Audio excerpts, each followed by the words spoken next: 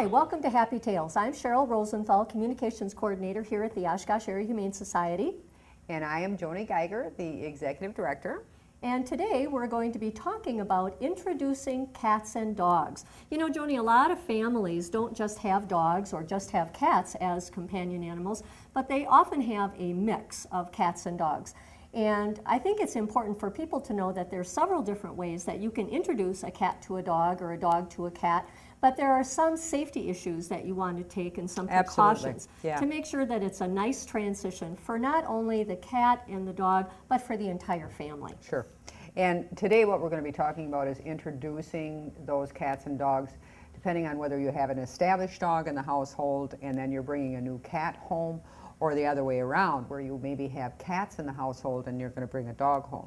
Because there is really a right way to do this, or at least a good way as far as just introducing them, and there's also a not so good way. Right, and I think there's a myth out there that a lot of times people think that cats and dogs are natural enemies, that they're not going to be able to coexist. Sure. And a lot of that has to do with how we introduce them. Absolutely. And a lot of it also has to do with the kind of dog that you have. Does your dog have a high prey drive?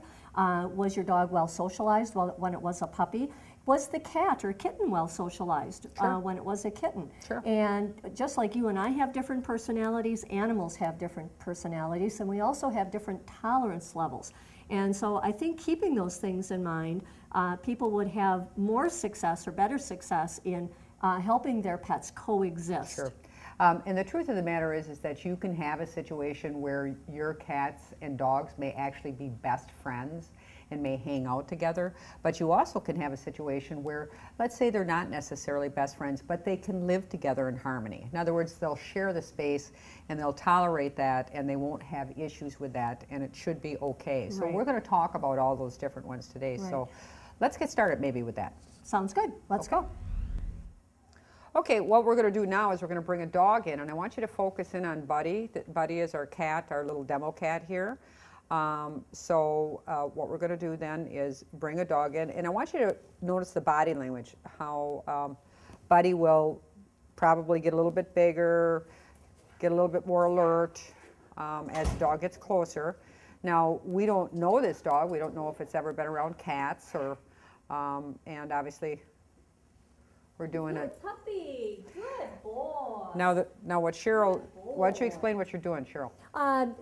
Basil is looking at the cat, but he's being very cautious, and when he chose to go away from the cat, I rewarded him from turning away from the cat.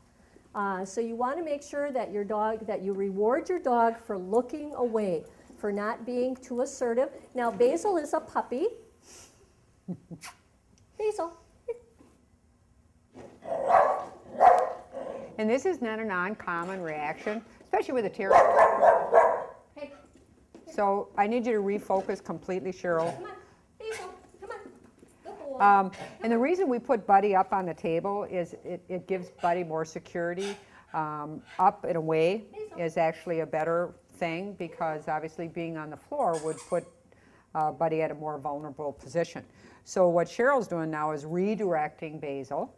And I'm going to guess that barking, that kind of initial, like, ooh, what is that kind of thing, that's all because he's probably never been really around a cat. And so there's a little bit anxiety about what is that and who is that and what should I do? And again, terrier reaction.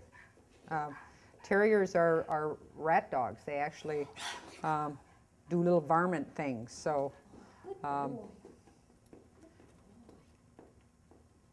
And I think Basil's also available for adoption, so he's looking for a home, and so is Buddy. So, and then Cheryl, we're going to try that again. Okay. He knows that Cheryl has some really high value treats. Yep, I have hot dogs in my pocket. I have some other treats, but because he was so focused on the cat, I want to make sure that I have a high value, something that he's really interested in. Basil also likes toys, so I'm hoping that the squeak toy will help to redirect him. When I need to, if I need to redirect him. Now he's going to go back by the kitty. Notice how he's stretched out. The body is a little bit longer. Basil. Good boy. Leave it. So she's actually doing a correction now. okay?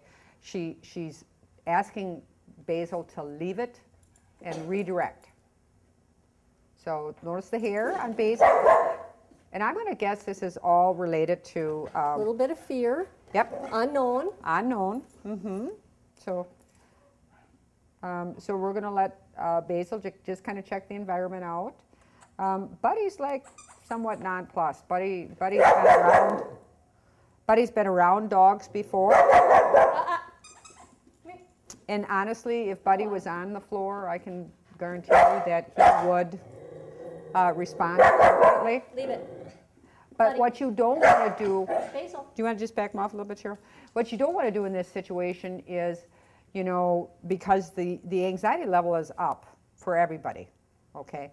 So if I touch my cat right now, it's very possible I might get some redirected aggression. So I don't want to do that, okay? So I don't want to like, oh, it's okay, calm down, because that just really isn't appropriate at this time, because we're watching body. It's all about body language. It's not about, you know, reinforcing that bad behavior or good behavior through touch. So. Right. And you also may want to just stop the introduction at this point.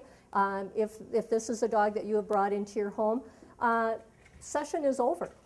He's highly aroused, and so you break it off and try it again maybe in an hour or two. Right, right. And this is not a bad initial, but what we want to do is we want to leave Basil, we want him leaving the room on a positive note. So what I'm going to recommend is Cheryl comes over here, I'll do a body block up against the cat, and then Cheryl do some sits and with the hot dogs. Basil. Basil. So let's get him to redirect. Come. You can tighten up on that leash. There we go. Sit. Oh, good boy. Now we're going to leave. Okay, come on, let's go. We're going to go. Well, Cheryl, let's talk about that mix with Basil just now.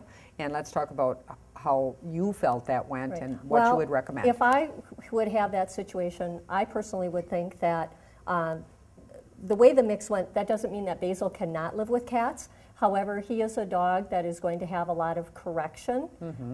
He needs to, he's 8 months old, he needs some training. He needs to learn what leave it means. He probably doesn't know that yet.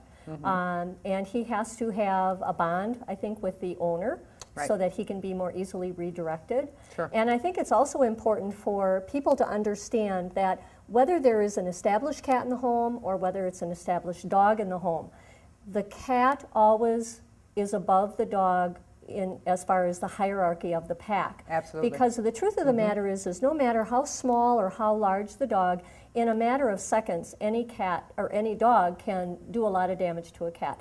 Can a cat scratch and bite? Yes, but all it takes is one quick snap at the dog and the cat is gone. And so I think it's important for people to understand it doesn't mean that you love your cat more than your dog. It's just that they need to have a higher position in the pack than the dog. And I think one of the things that happens, or we see frequently, is that people think it's okay for a dog to chase a cat in the household, and that is really inappropriate. And it's inappropriate for a couple of reasons. First, because people will say to me, well, he's not trying to hurt the cat. Well, but that makes that cat very uncomfortable. It's living in an environment where there really is not a safe place for this kitty, or you know, the kitty is forced to seek out a safe place and basically confined. Well, you have to look at it from the perspective of the cat. Yes, the dog is having fun. The dog thinks, you know, it maybe isn't ever going to hurt the cat, but the cat obviously must be uncomfortable if it's running or hiding. Now, I've seen cases, and I have such a situation myself, where sometimes the cat will actually initiate play with the dog, and that's a whole different thing. And so people, again, it comes down to reading body language and really understanding what's going on and to have the animals peacefully coexist. And if a dog is allowed to chase the cat, you can run into some behavioral issues that can cost a cat its home, such as litter box issues.